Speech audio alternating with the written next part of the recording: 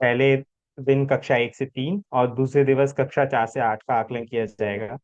पहले दिन आकलन में हमारे शिक्षक बच्चों से आंसर क्वेश्चंस पूछ के उनके आंसर्स ओएमआर पे मार्क करेंगे, और 4 से 8 में सभी छात्र अपने हिसाब से अपना ओएमआर मार्क करेंगे।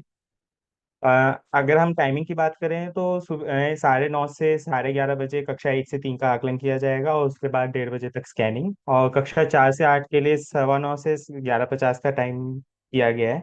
9:15 से 9:30 ताकि बच्चे ओएमआर भर पाएं। 2 घंटे का आकलन, और उसके बाद थोड़ा सा टाइम ताकि बच्चे को एक्स्ट्रा मिल जाए ओएमआर भरने के लिए। और 11:50 से 1:50 तक आप सभी शिक्षक मिलकर ओएमआर का स्कैन कर सकते हैं।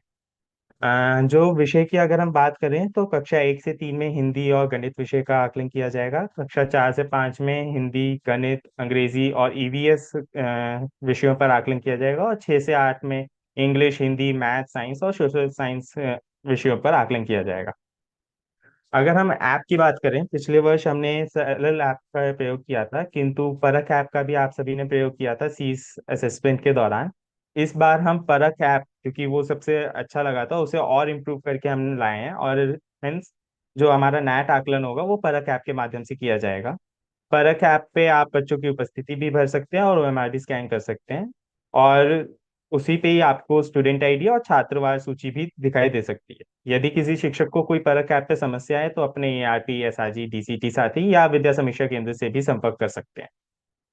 परख ऐप इंस्टॉल करने के लिए आप प्ले स्टोर पे जाके परख ऐप इंस्टॉल कर सकते हैं। आपका लॉगिन आईडी और पासवर्ड आपका खुद का प्रेरणा पर रजिस्टर्ड फोन नंबर ही रहेगा, ताकि आप उससे लॉगिन कर सकें। ये ध्यान रखें कि परख ऐप वैसे तो ऑफलाइन है, लेकिन लॉगिन करते समय आपको इंटरनेट की आवश्यकता होगी, तो कृपया पहला लॉगिन आप उस जगह करें जहाँ पे आपके पास इंटरनेट अच्छा हो। आकलन के दौरान अगर हम ओएमआर की बात करें तो इस बार हम 3 तरह की ओएमआर आपको प्राप्त होगी, जो जनपद स्तर से आपको प्राप्त कराई जाएगी। पहली होगी कक्षा 1 से 3 की, दूसरी होगी कक्षा 4 से 5 की, और तीसरी होगी कक्षा 6 से 8। कक्षा 1 से 3 की ओएमआर में एक ओएमआर में 10 बच्चों का आकलन किया जाएगा, और 4 से 5, 4 से 8 में हर एक बच्चे को एक एक ओएमआर शीट दी जाएगी। कृपया ये ध्यान रखें कि कक्षा 4 से 5 के बच्चों को 4 से 5 की ही ओएमआर मिले, तो कि उनके में 30 प्रश्न है और ओएमआर भी 30 प्रश्नों की बनी हुई है, जबकि 6 से 8 में 50 प्रश्न है और ओएमआर 50 प्रश्नों की बनाई गई है। अगर हम ओएमआर भरने की बात करें तो आपको याद होगा कि ओएमआर भरते हुए कुछ चीजों का ध्यान रखना है। तो सबसे पहला है कि ओएमआर कृपया ब्लैक बॉल पॉइंट पेन से भरें ताकि स्कैनिंग अच्छे से हो। कक्षा 1 से 3 की ओएमआर शिक्षकों द्वारा ही भरी जाए, ताकि अगर बच्चे कोई शिक्षक ही बेटर भर पाएंगे। स्टूडेंट आईडी आप सभी को प्रेरणा परख ऐप से मिल जाएगी, कृपया उसके माध्यम से ओएमआर भरें। और आकलन समाप्त होने के जल्द से जल्द ओएमआर स्कैन करके अपलोड करें, ताकि समय उसका चेकिंग कर पाए और रिजल्ट भी हम साझा कर पाए। 4 से 5 के लिए भी सिमिलर चीजें ही हैं कि ब्लैक बॉल पॉइंट पेन से बच्चे ओएमआर भरें। बच्चों को स्टूडेंट आईडी शिक्षक ही प्रदान करें, शिक्षक बच्चों को स्टूडेंट आईडी के हिसाब से ही बिठाएं भी।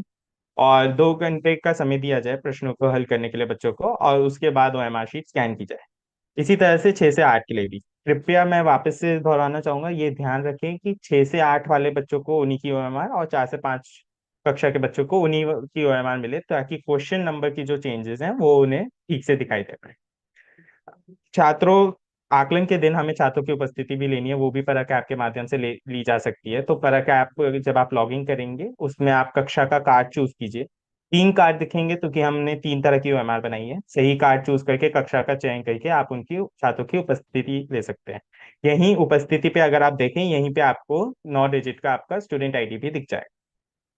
ओएमआर शीट जब भरें तो कुछ बिंदुओं का ध्यान रखें कि ओएमआर शीट को कोई नुकसान ना पहुंचाया जाए, उसमें कोई छेद ना किया जाए। जो ओएमआर शीट के चारों कोनों पे काले गोले बने हुए हैं उनके बाहर कुछ ना लिखा जाए। स्टूडेंट आईडी बहुत ध्यानपूर्वक भरी जाए, ब्लैक बॉल पॉइंट पेन से ही भरा जाए। और कक्षा 1 से 3 की ओएमआर शीट शिक्षक भरे और 4 से 8 की ओएमआर शीट छात्रों द्वारा ही भरी जाए। अगर हम सरल ऐप पे स्कैनिंग का एक बहुत ब्रीफली बताता हूँ, इसकी एक वीडियो भी यूट्यूब पे अपलोड कर दी गई है, जल्द ही आप सभी के साथ वो भी साझा की जाएगी। स्कैन करने के लिए जब आप कक्षा का चयन करके अटेंडेंस सबमिट करेंगे तो 3 कार्ड दिखेंगे। स्कैन कार्ड का चयन करके आप ओएमआर शीट स्कैन कर सकते हैं। ये ध्यान रखिएगा कि स्क्रीन पे जो आपका लेफ्ट और राइट दिख रहा है वही ओएमआर शीट के लेफ्ट और राइट से समान हो, मतलब जैसे लेफ्ट जहाँ लेफ्ट है वहीं पे ओएमआर शीट का लेफ्ट हो, ताकि स्कैनिंग बहुत अच्छे से हो पाए और आपको ज्यादा मैनुअली करेक्शंस करने की ना पड़े। ओएमआर शीट के ठीक ऊपर थोड़ी सी हाइट पे फोन को रख के स्कैन किया जाए, और ओएमआर शीट के चारों गोले ना ढके हों, इसका भी ध्यान रखें। शीट स्कैन होने के बाद एक बार कृपया चेक कर लें कि ओएमआर शीट से मिला के कि सही स्टूडेंट आईडी और सही उत्तर आए हैं। आप चाहें तो शीट आइकन का क्लिक करके ये ऐसे ओएमआर शीट की फोटो भी देख सकते हैं, जिसके माध्यम से आप देख सकते हैं कि क्या सही से स्कैन हुआ है या नहीं हुआ है। और जब आपको लगे कि सब सही से स्कैन हुआ है तो सेव बटन प्रेस करके आप सेव कर सकते हैं। यहाँ तक आप ऐप ऑफलाइन तरीके से यूज कर सकते हैं, सारी सेविंग सब कुछ ऑफलाइन हो सकती है। किंतु यदि आपको वो स्कैन डेटा को सबमिट करना है, सिंक कराना है, हमें परियोजना को भेजना है, उसके लिए आपको इंटरनेट की आवश्यकता होगी। तो जब आपने स्कैन करके सेव कर लिया है, वो अभी आपके फोन में सेव है, आप उसे सिंक करके ही हमें हमारे तक भेजेंगे। यदि उस बीच में आपने ऐप को लॉग डिलीट किया या कुछ किया, तो हो सकता है आपका डेटा खो जाए, तो आपको फिर से स्कैनिंग करनी पड़ सकती है। तो कृपया ध्यान दें कि जब आप 5-10 ओएमआर शीट स्कैन कर लें, तुरंत उसी समय सिंक कर लें, ताकि आपको बहुत ज्यादा कार्य पुनः से ना करना पड़े अगर कोई तकनीकी समस्या आती है। सिंक करने के लिए या सबमिट करने के लिए डेटा स्कैन रिपोर्ट पे क्लिक करके सिंक आइकन से आप कर सकते हैं। यदि आपको लगता है कि आपको डेटा चेंज करना है तो डिलीट डेटा कर लीजिए, या अगर आपको डेटा देखना है कि क्या स्कैन हुआ है तो व्यू शीट पे क्लिक करके आप स्कैन कर देख सकते हैं। एक बार सिंक हो गया डेटा, तो आप समरी शीट पे जाके ये देख सकते हैं कितने बच्चों का डेटा सिंक हुआ है और कितने बच्चों का स्कैन हुआ है।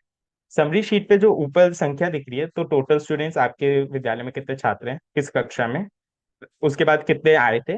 फिर स्कैन में आपको दिखेगा कितने छात्रों का डेटा आपके डिवाइस पे सेव हुआ है।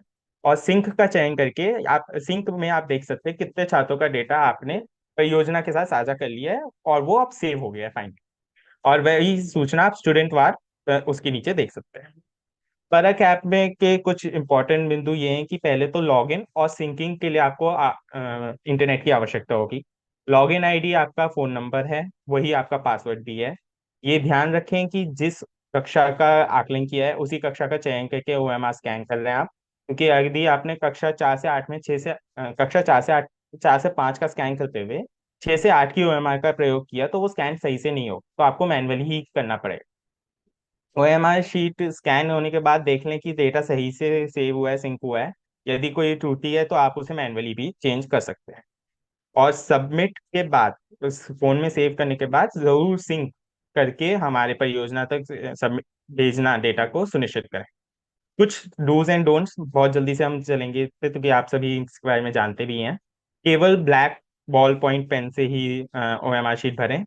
ओएमआर शीट भरते समय और स्कैनिंग करते समय किसी स्थिर प्लेटफॉर्म पे रखें, और कोशिश करें कि प्लेटफॉर्म का रंग जितना हल्का सा हल्का हो सके, सफेद या किसी हल्के रंग वाले टेबल पर ही रखें। स्कैन ओएमआर शीट भरते समय पूरे गोले भरें, आधे गोले या कोई और निशान ना बनाएं। अ, मान केवल मानकीकृत संख्याओं का ही प्रयोग करें। ये मेनली कक्षा 1 से 3, जब हम स्टूडेंट आईडी भरेंगे किसी भी कक्षा में तब का है, तो मानकीकृत संख्याओं का ही उपयोग किया जाए। ओएमआर शीट को नुकसान ना किया जाए या उसमें छेद ना किए जाएं।